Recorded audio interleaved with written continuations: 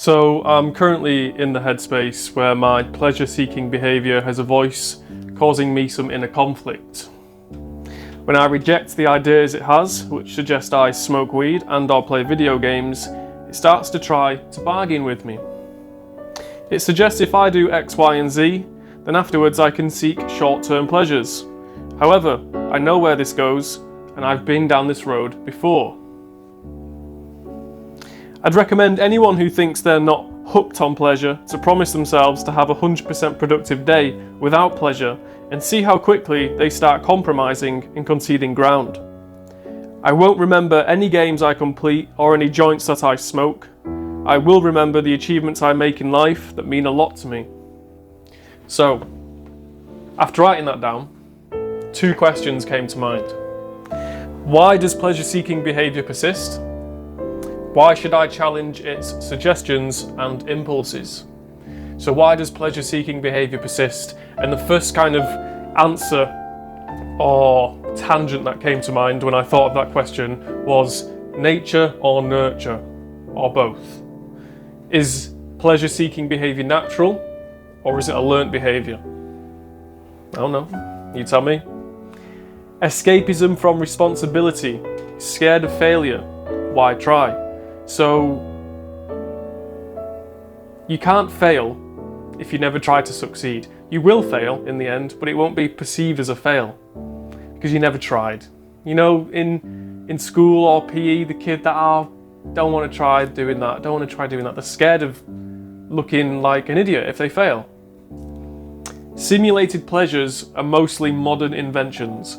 So things like porn and gaming, the brain has not evolved to understand that this is not its primary objective. So gaming, or at least in my experience, gaming where there's a complicated solution to the problem solving, like a strategy game, a hard game to be good at, a game that requires skill.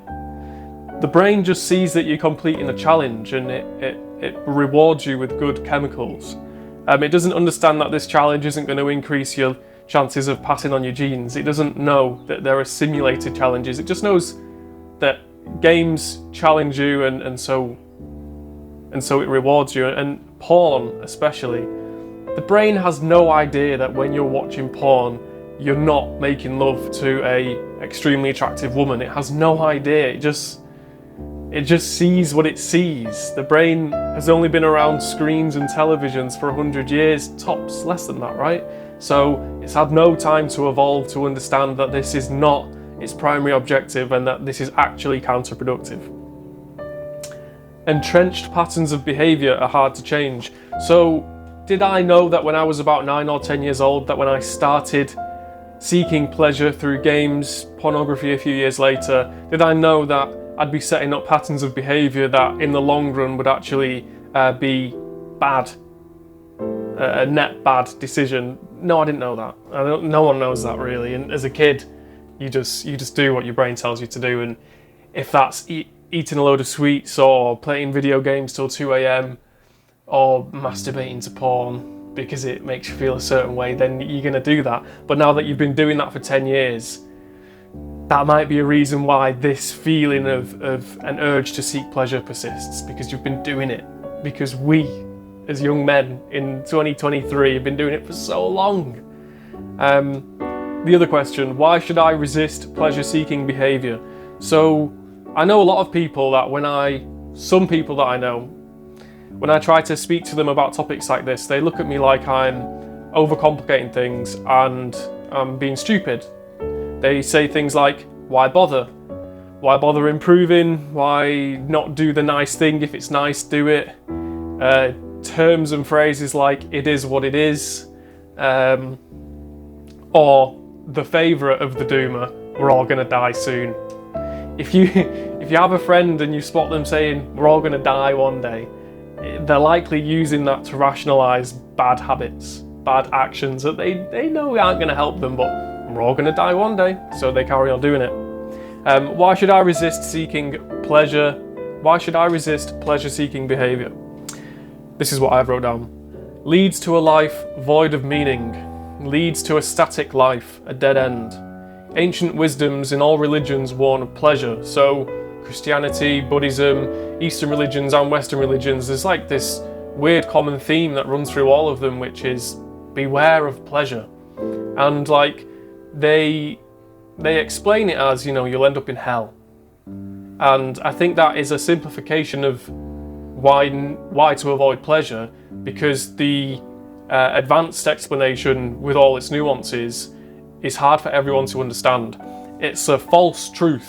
I think that's the term that either Jordan Peterson or Brett Weinstein coined, the idea where a lie can be a net positive for the survival of you and your offspring. So a good example is a porcupine can't throw its quills, but we might tell our kids a porcupine throws its quills, i.e. it can fire its little stabbing needles at you, because you don't want your kids to go near the porcupine, because you don't want your kids to get hurt. So you tell them a lie, but the lie has a net positive outcome, a survival net positive outcome. And so telling people to avoid pleasure because the devil will pull you into the underground of hell is a lie, but the secret hidden meaning that they might have been trying to get onto us was avoid pleasure-seeking behaviour because you'll go nowhere. It's a dead end. You'll achieve nothing. Maybe that's why that key tenet, that key idea is observable in all religious thought. Why should I resist pleasure-seeking behaviour? Because I'm scared of dying with regret. Oh, what a scary thought. Being 60, 70 years old, getting wheeled into the care home, and you're thinking, oh shit, I've wasted my time. Oh, that's horrible.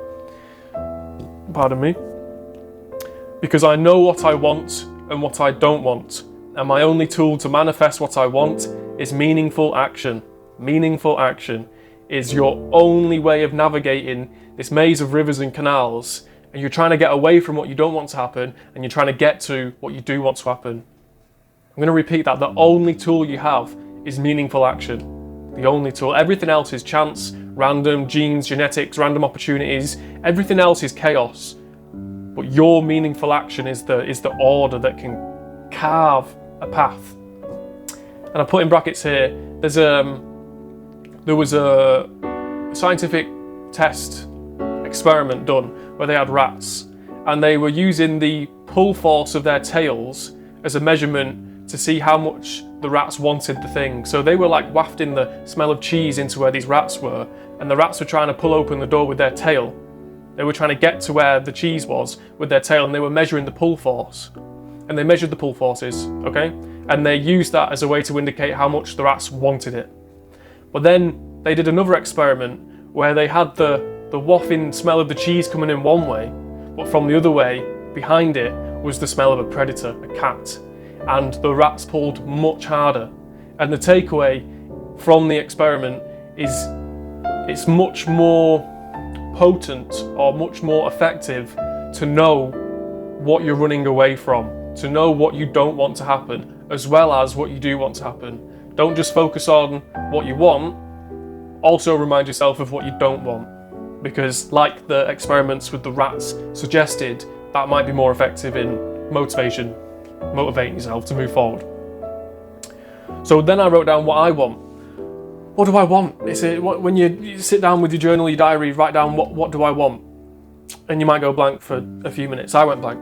I wrote down freedom to travel a lot, wealth to care properly for parents, time to enjoy hobbies, dogs and pets, passive income, a strong and athletic body, to help others, friends that relate.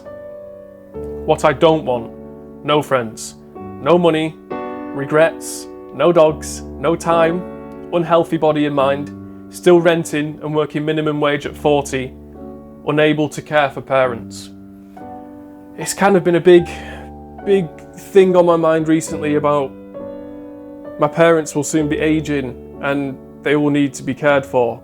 And living in the modern world has kind of made us as people believe that we're not responsible for caring for our loved ones, because the government has stepped in the government has replaced family in the modern world. The family used to provide security. The family used to provide dating opportunities through knowing other families.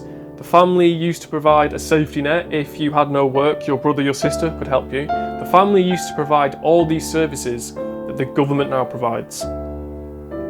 And one of those is caring for the elderly, because the family used to care for the elderly. The family still does care for the elderly in certain countries, more traditional countries, but in the Western world, we just dispose of them.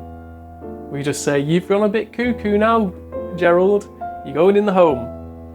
And the homes are fine, they're not evil places, but it would be nice to have the money to look after my parents, the time and the money to put my parents somewhere really nice and take them around to see some places and just say thank you to them, basically.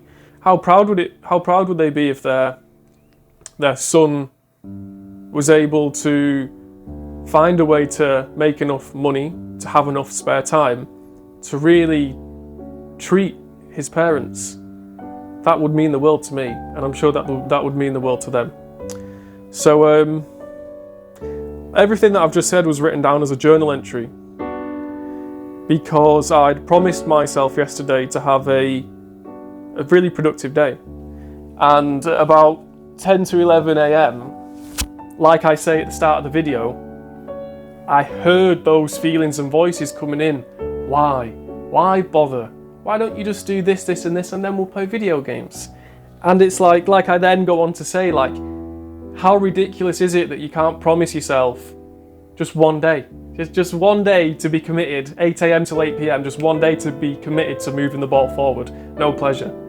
It's just one day, right? Sounds easy, but like, do it. Do it, and notice how 2 hours into the day, you're sat on the bog watching YouTube shorts, and these voices are already talking. Let's smoke, let's play video games, let's bust a nut. Oh, that's the video. That's the video. Thank you for watching.